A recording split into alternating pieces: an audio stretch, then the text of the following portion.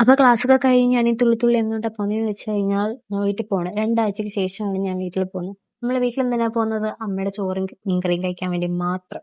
വീട്ടിൽ പോകുന്നതൊക്കെ എനിക്കിഷ്ടമാ. പക്ഷെ ഈ ബസ് യാത്ര ഒഴിച്ച് ബാക്കിയെല്ലാം എനിക്കിഷ്ടം. കാര്യം 2 മണിക്കൂർ ബസ്സിൽ ഇരിക്കണം. ട്രെയിൻ പിന്നെ പ്രശ്നമില്ല. അപ്പൊ അതൊക്കെ കഴിഞ്ഞിട്ട് നമ്മള് സ്റ്റേഷനിൽ എത്തിയിട്ടുണ്ടായിരുന്നു. ഹോസ്റ്റലിൽ ഉച്ചയ്ക്ക് നല്ല വിഭവസമൃദ്ധമായ ആഹാരമായതുകൊണ്ട് നല്ല വിശപ്പുണ്ടായിരുന്നു വൈകിട്ട്.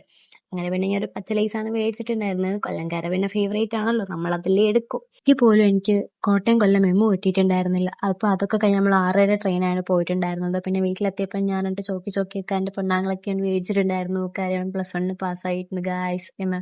അപ്പൊ ഞാൻ വിചാരിച്ച ആള് വീട്ടിലുണ്ടായിരുന്നു. ചട്ടിക്കൽസിൽ ഒരു മീൻതല. അപ്പൊ പ്രതീക്ഷിക്കാതെ കിട്ടിയത് ഈ മാങ്ങയായിരുന്നു. എന്തായാലും മാങ്ങയെ കഴിച്ച് നമ്മള് ചട്ടിക്കലത്തിൽ കൈയിട്ടൊക്കെ വാരി. അതൊക്കെ കഴിഞ്ഞ് പിന്നെ എന്റെ അനിയന് വേണ്ടി ഞാൻ ബാക്കി വെച്ച പച്ചലേസ് കൊടുത്ത്. എന്തായാലും അടിയൊന്നും ഉണ്ടാക്കിയില്ല, രക്ഷപ്പെട്ടു. അപ്പൊ ശുഭദിനം, അല്ല സോറി, ശുഭരാത്രി. ബൈ.